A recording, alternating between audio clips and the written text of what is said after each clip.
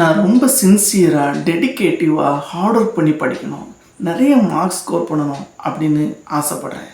ஆனால் என்னையால் கான்சன்ட்ரேட் பண்ண முடியலை, என்னையால் ஹார்ட் ஒர்க் பண்ண முடியலை, எனக்கு மைண்ட் டைவர்ட் ஆகிட்டே இருக்குது அப்படின்னு நினச்சி ஃபீல் பண்ணிகிட்ருக்கீங்களா? உங்களை மோட்டிவேட் பண்ணுறதுக்காக ஒரு குட்டி ஸ்டோரி சொல்ல போகிறேன். திங்க் அண்ட் க்ரோ ரிச் அப்படிங்கிற ஃபேமஸான செல்ஃப் ஹெல்ப்பில் மென்ஷன் பண்ணியிருக்கிற ஒரு குட்டி ஸ்டோரி தான் இது. கவனமாக கேளுங்க.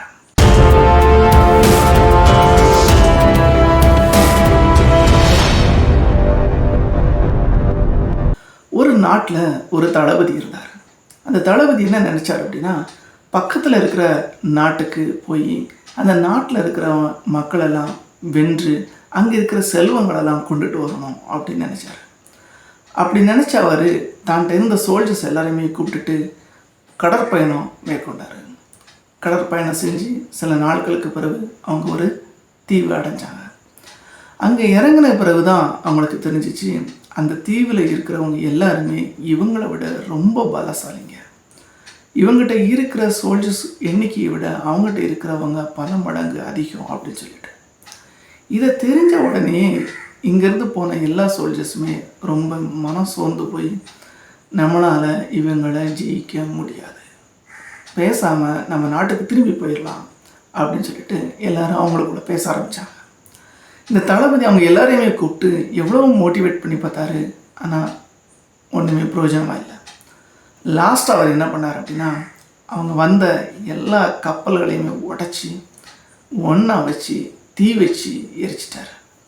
இதை பார்த்த எல்லா சோல்ஜர்ஸும் ரொம்ப ஷாக் ஆகி, ஐயோ என்ன பண்ணுறீங்க, நம்ம தப்பிச்சு போகிறதுக்கு இருந்த ஒரே வழி இது தானே, இதை போய் இப்படி உடச்சிட்டிங்களே எரிச்சிட்டிங்களே அப்படின்னு சொல்லிட்டு ரொம்ப வாக்குவாதம் பண்ண ஆரம்பித்தாங்க. அப்போ தளபதி தெளிவாக நிதானமாக சொன்னார், என்னன்னா இப்போ உங்களுக்கு தப்பிச்சு போகிறதுக்கு வழி இல்லை, உங்களுக்கு இருக்கிற ஒரே ஒரு வழி முன்னேறி சென்று போராடுறது மட்டும்தான்.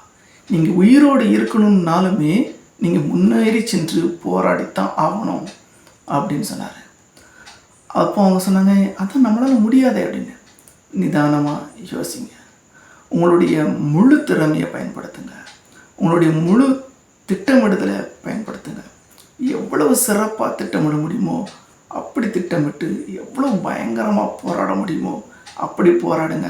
வெற்றி நம்மளால் நம்ம கை கேட்டுற தூரத்தில் தான் இருக்குது அப்படின்னு சொன்னார். இதனால் எல்லோரும் மோட்டிவேட் ஆகி எல்லோரும் உயிர் வாழணும், போராடி ஆகணும் அப்படிங்கிற ஒரு மனநிலையோட அவங்க போராட ஆரம்பித்தாங்க, திட்டமிட்டாங்க, வெற்றி பெற்றாங்க. அதே மாதிரி உங்களுக்கு இப்போ இருக்கிற மிகப்பெரிய டார்கெட் என்னென்னா உங்களுடைய போர்டு எக்ஸாம். இந்த போர்டு எக்ஸாமுக்கு நீங்கள் ரொம்ப பயப்பட வேண்டாம். நிதானமாக ரிலாக்ஸாக திங்க் பண்ணுங்கள். உங்களுடைய முழு திறமையை பயன்படுத்துங்க. உங்களுக்கு முன்னாடி இருக்கிற எல்லா டிஸ்ட்ராக்ஷன்ஸையும் உடச்சி போடுங்க. சோஷியல் மீடியாவாக இருக்கலாம், ஃப்ரெண்ட்ஷிப்பாக இருக்கலாம், ஃபேமிலியாக இருக்கலாம், ரிலேஷன்ஸாக இருக்கலாம், எல்லாத்தையும் ஸ்டாப் பண்ணுங்கள். உங்களுடைய ஃபுல் ஃபோக்கஸையும் போர்டு எக்ஸாமை நோக்கி வைங்க. எவ்வளவு சிறப்பாக திட்டமிட முடியுமோ திட்டமிடுங்க, எவ்வளவு சிறப்பாக படிக்க முடியுமோ படிங்க. டே அண்ட் நைட் சின்சியராக டெடிகேட்டிவாக ஹார்ட் ஒர்க் பண்ணுங்கள். உங்களால் மேக்ஸிமம் மார்க்ஸ் ஸ்கோர் பண்ண முடியும். முதல்ல நீங்கள் உங்களை நம்பணும். ரெண்டாவது, டெடிகேட்டிவாக சின்சியராக ஹார்ட் ஒர்க் பண்ணணும். பின்ன திரும்பி போக வாய்ப்பில்லை. முன்னாடி தான் போகணும், போராடத்தான் செய்யணும், வெற்றி பெறத்தான் செய்யணும் அப்படிங்கிற மனநிலையை ஆழமாக உங்கள் மனசில் வச்சுக்கிட்டு ஹார்ட் ஒர்க் பண்ணுங்கள். மிக சிறந்த மதிப்பெண்களை பெறுங்க. All the best.